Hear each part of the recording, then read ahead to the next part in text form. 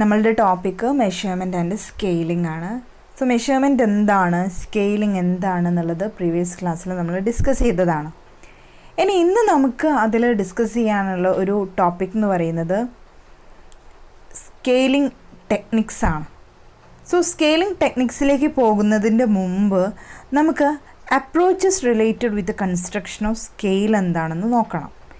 ഏതൊക്കെ അപ്രോച്ചസ് ആണ് നമ്മളൊരു സ്കെയിൽ കൺസ്ട്രക്റ്റ് ചെയ്യുമ്പോൾ ഏതൊക്കെ അപ്രോച്ചസ് നമ്മൾ ഉപയോഗിക്കുന്നുണ്ട്, അല്ലെങ്കിൽ ഏതൊക്കെയാണ് അതിൻ്റെ അപ്രോച്ചസ് എന്നുള്ളതാണ് ആദ്യം നമുക്ക് ഡിസ്കസ് ചെയ്യാനുള്ള ഭാഗം. അതിൽ മെയിനായിട്ടും നമുക്ക് 5 അപ്രോച്ചാണ് ഡിസ്കസ് ചെയ്യാനുള്ളത്. First one arbitrary approach, consensus approach, item analysis approach, cumulative scale approach and a factor analysis approach. അതിൽ ഫസ്റ്റ് വണ്ണാണ് ആർബിട്രറി അപ്രോച്ച്. ഈ ആർബിട്രറി അപ്രോച്ച് എന്ന് പറഞ്ഞിട്ടാണെങ്കിൽ researcher develop a scale on ad hoc ബേസിസിലാണ്. അതായത് അഡ്ഹോക്ക് ബേസിസ് എന്ന് പറഞ്ഞിട്ടാണെങ്കിൽ need based ആണ്. പെട്ടെന്ന് അയാൾക്ക് തോന്നുകയാണ്, ഒരു റിസർച്ചർക്ക് തോന്നുകയാണ് ഇങ്ങനൊരു സ്കെയിൽ കൺസ്ട്രക്റ്റ് ചെയ്യണം. അപ്പോൾ അതിനനുസരിച്ച് അയാൾ ഒരുപാട് സ്റ്റേറ്റ്മെൻറ്റ്സും ഒക്കെ കളക്ട് ചെയ്യും. അതിൽ ഏതാണോ അയാളുടെ ആ ഒരു റിസർച്ചിന് സ്യൂട്ടായിട്ട് അയാൾക്ക് തോന്നുന്നത് ആ ഒരു സ്കെയിൽ അയാൾ സെലക്ട് ചെയ്യുകയാണ്. ഇതിനെയാണ് നമ്മൾ എന്ത് പറയുന്നത്, ആർബിട്രറി അപ്രോച്ച്. ഇവിടെ റിസർച്ചറിൻ്റെ ഫീലിങ്സ് അല്ലെങ്കിൽ അയാളുടെ ഇഷ്ടം ഏതാണോ അയാളുടെ രീതിയിലാണ് അയാൾ എന്ത് ചെയ്യുന്നത്, അയാൾക്ക് പ്രോപ്പറാണ് അല്ലെങ്കിൽ അയാളുടെ ആ ഒരു റിസർച്ചിന് ഇതാണ് സ്യൂട്ടബിൾ ആയിട്ടെന്ന് തോന്നുന്ന രീതിയിലാണ് അയാളത് സെലക്ട് ചെയ്യുന്നത്, ആ ഒരു സ്കെയില്. സോ ഇതിന് നമുക്ക് എന്ത് പറയാം, സബ്ജക്റ്റീവ് സെലക്ഷനാണ്. അതായത് റിസർച്ചറിൻ്റെ ഫീലിങ്സിനും റിസർച്ചറിൻ്റെ എന്താ പറയുക ഒപ്പീനിയൻസിനൊക്കെ അനുസരിച്ചാണ് ഇവിടെ ആ ഒരു സ്കെയിൽ അയാൾ ചൂസ് ചെയ്യുന്നത്. സോ സബ്ജക്റ്റീവാണ്, ഒബ്ജക്റ്റീവ് വൈസ് അല്ല. ഇതിൻ്റെ ഒരു ഗുണം എന്ന് പറയുന്നത്, മെയിനായിട്ടുള്ളൊരു അഡ്വാൻറ്റേജ് എന്ന് പറയുന്നത് പെട്ടെന്ന് ഡെവലപ്പ് ചെയ്യാൻ പറ്റും, ഈസിലി ഡെവലപ്പ് ചെയ്യാൻ പറ്റും. പിന്നെ ലെസ് എക്സ്പെൻസീവാണ്. കാരണം അയാൾക്ക് തോന്നുന്ന രീതിയിലല്ലേ അയാൾ എടുക്കുന്നത്. ഏതാണോ നമുക്ക് ചേരുന്നത് നമ്മൾ എടുക്കുന്ന സമയത്ത് അത് കൂടുതലും എക്സ്പെൻസീവും ആയിരിക്കും, ഈസിയും ആയിരിക്കും. ഇതാണ് ഇതിൻ്റെ മെയിനായിട്ടുള്ളൊരു അഡ്വാൻറ്റേജ് എന്ന് പറയുന്നത്. രണ്ടാമത്തെ സെക്കൻഡ് അപ്രോച്ചാണ് കൺസെൻസസ് അപ്രോച്ച്. ഇവിടെ കൺസെൻസസ് അപ്രോച്ച് എന്ന് പറയുന്നത് മറ്റേ ആർബിട്രറി അപ്രോച്ചിൽ നിന്നും വ്യത്യസ്തമായിട്ട് പാനൽ ഓഫ് ജഡ്ജസ് ഇവാലുവേറ്റ് ചെയ്യുന്നുണ്ട് ഈ ഒരു സ്കെയിലിനെ.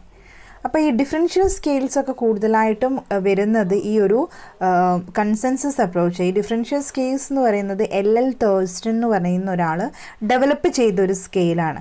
അതായത് ആറ്റിറ്റ്യൂഡ്, ഇപ്പോൾ റിലീജിയൻ ഏതാണ്, നിങ്ങളുടെ ആറ്റിറ്റ്യൂഡ് എന്താണ്, യെസ് ഓർ നോ ആണോ, എഗ്രി ചെയ്യുന്നുണ്ടോ, ഡിസഗ്രി ചെയ്യുന്നുണ്ടോ, അങ്ങനെ ആറ്റിറ്റ്യൂഡായിട്ടുള്ള ഡിഫറൻഷ്യൽ സ്കെയിൽസ് ഒക്കെ വരുന്ന സമയത്ത് നിങ്ങൾക്ക് കൂടുതലായിട്ടും ഈ സ്കെയിലിംഗ് ടെക്നിക്സ് പഠിക്കുന്ന സമയത്ത് അറിയാം എന്താണ് ഈ ഒരു ഡിഫറൻഷ്യൽ സ്കെയിലൊക്കെ നിങ്ങൾ പഠിക്കും. ആ സമയത്ത് നിങ്ങൾക്ക് മനസ്സിലാകും.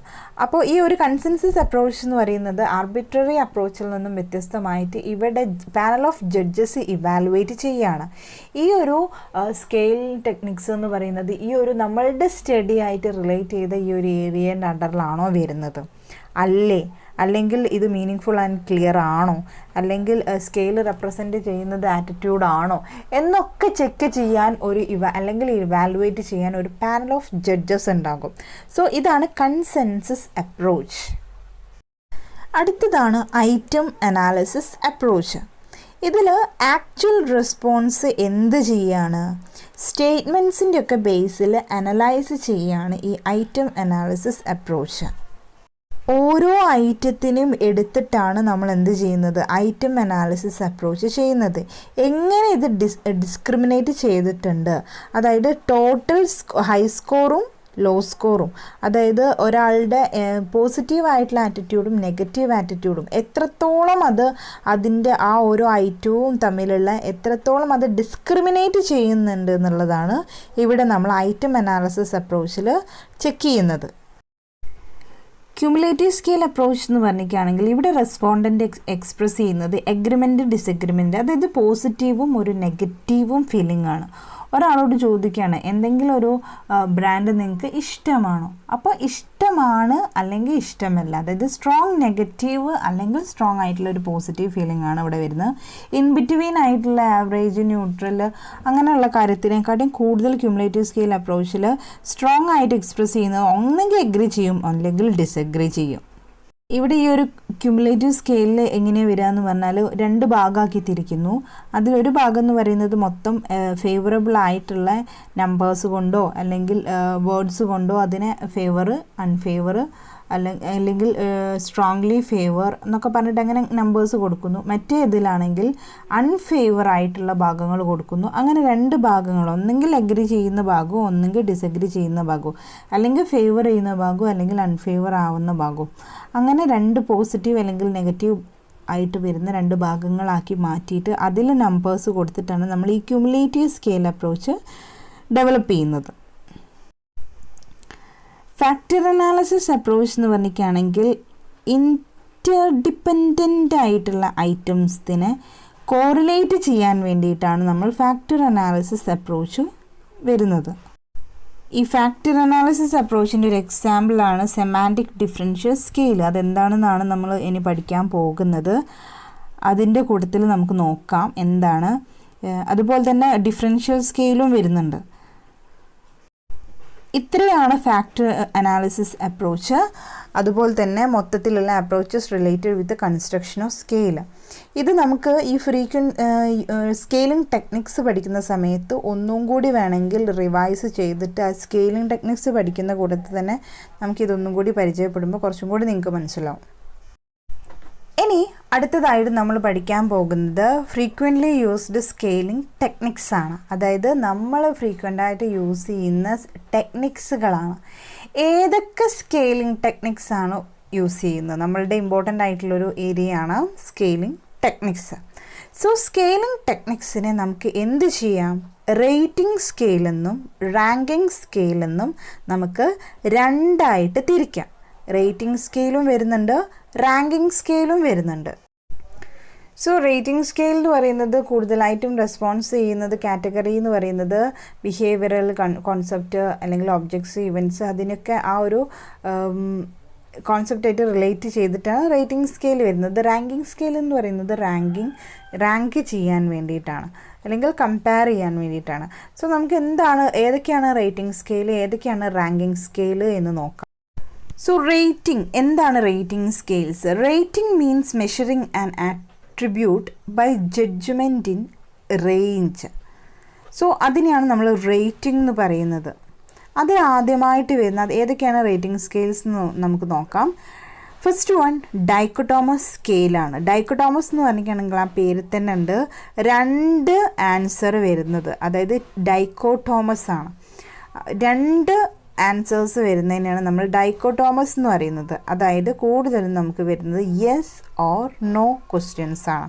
ഹാവ് യു എ ബൈക്ക് എന്ന് ചോദിച്ചാൽ യെസ് അല്ലെങ്കിൽ നോ എന്ന് നമ്മൾ പറയുന്ന ആ ഒരു സ്കെയിലിനെയാണ് നമ്മൾ ഡൈക്കോട്ടോമസ് സ്കെയിൽ എന്ന് പറയുന്നത്.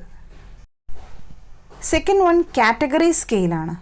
സോ മൾട്ടിപ്പിൾ ഐറ്റംസ് വരുമ്പോൾ സിംഗിൾ റെസ്പോൺസ് ചെയ്യാൻ വേണ്ടിയിട്ടാണ് നമ്മൾ കാറ്റഗറി സ്കെയിൽ യൂസ് ചെയ്യുന്നത്. For example where you reside, നിങ്ങൾ എവിടെയാണ് താമസിക്കുന്നതെന്ന് ചോദിക്കുകയാണെങ്കിൽ മലപ്പുറം, കാലിക്കറ്റ്, കണ്ണൂർ എന്ന് പറഞ്ഞിട്ട് ഒരുപാടെണ്ണം ഉണ്ടാവും. അപ്പോൾ അവിടെ എന്ത് വരുന്നുണ്ട്? മൾട്ടിപ്പിൾ ഐറ്റംസ് വരുന്നുണ്ട്. പക്ഷേ നമ്മളുടെ റെസ്പോൺസ് എന്തായിരിക്കും? സിംഗിൾ റെസ്പോൺസ് ആയിരിക്കും. അതായത് നമ്മൾ കാലിക്കറ്റ് പ്രിഫർ ചെയ്യുന്നു. സോ അതിനെയാണ് നമ്മൾ കാറ്റഗറി സ്കെയിൽ എന്ന് പറയുന്നത്. ഒരുപാട് കാറ്റഗറി കൊടുത്തിട്ട് നമ്മൾ അതിൽ നിന്ന് ഒരു സിംഗിൾ റെസ്പോൺസ് സെലക്ട് ചെയ്യുന്നു. ഇതാണ് കാറ്റഗറി സ്കെയിൽ. അടുത്തത് നമുക്ക് പറയാനുള്ളതാണ് ലൈക്കേർഡ് സ്കെയിൽ. സോ റെൻസസ് ലൈക്കേർഡ് എന്ന് പറയുന്ന ഒരാളാണ് ഇത് ഡെവലപ്പ് ചെയ്തത്. അതുകൊണ്ടാണ് ഇതിന് അങ്ങനെ ഒരു പേര് വന്നത്, ലൈക്കേർഡ് സ്കെയിൽ.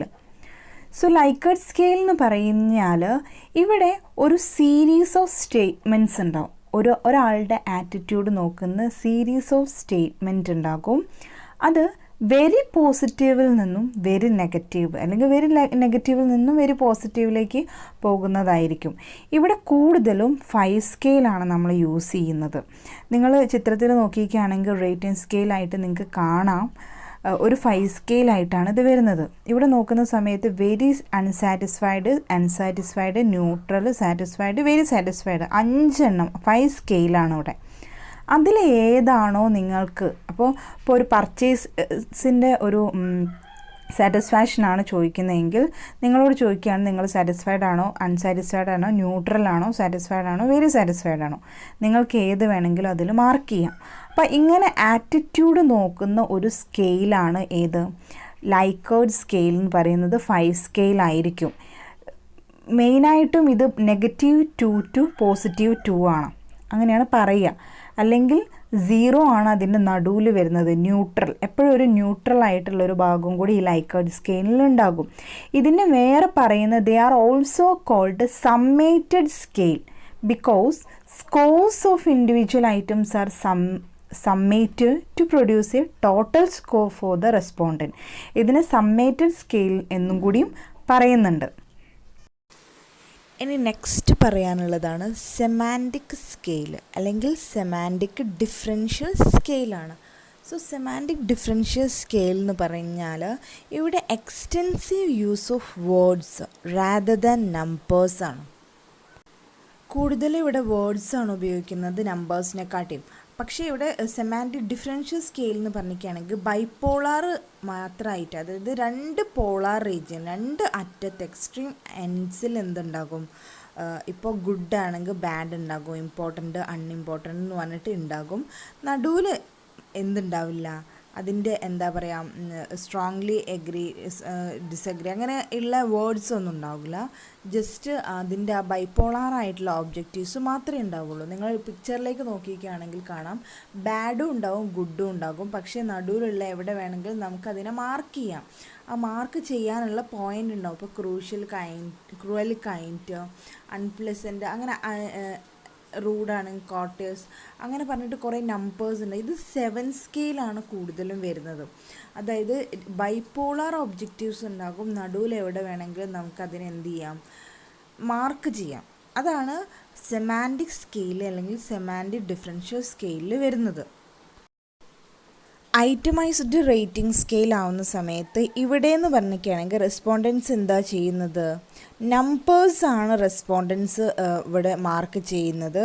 പക്ഷേ ബൈപോളാറിൽ എന്തുണ്ടാകും, അതിൻ്റെ നമ്മൾ നേരത്തെ പറഞ്ഞ സെമാൻറ്റിക് ഡിഫറൻഷ്യൽ സ്കെയിൽ പോലെ തന്നെ ബൈപോളാർ ഒബ്ജക്റ്റീവ്സ് ഉണ്ടാകും. പക്ഷേ നടുവിൽ നമുക്ക് വരയോ അല്ലെങ്കിൽ അതിനുള്ള സ്പേസേ ഉണ്ടാവുള്ളൂ. പക്ഷേ ഐറ്റമൈസ്ഡ് റേറ്റിംഗ് സ്കെയിലിൽ നമ്പേഴ്സാണ് ഉണ്ടാവുക. ആ നമ്പേഴ്സിലാണ് നമ്മൾ എന്ത് ചെയ്യേണ്ടത്, മാർക്ക് ചെയ്യേണ്ടത്. ഇതാണ് ന്യൂമറിക്കൽ സ്കെയിൽ. ഈ ന്യൂമറിക്കൽ സ്കെയിലിൽ നമ്പേഴ്സാണ് കൂടുതലും ഉണ്ടാവുക. ഒരു സെമാൻറ്റിക് ഡിഫറൻഷ്യൽ സ്കെയിലിനോട് സിമിലർ ആയിട്ടുള്ള സ്കെയിലാണ് ന്യൂമറിക്കൽ സ്കെയിൽ.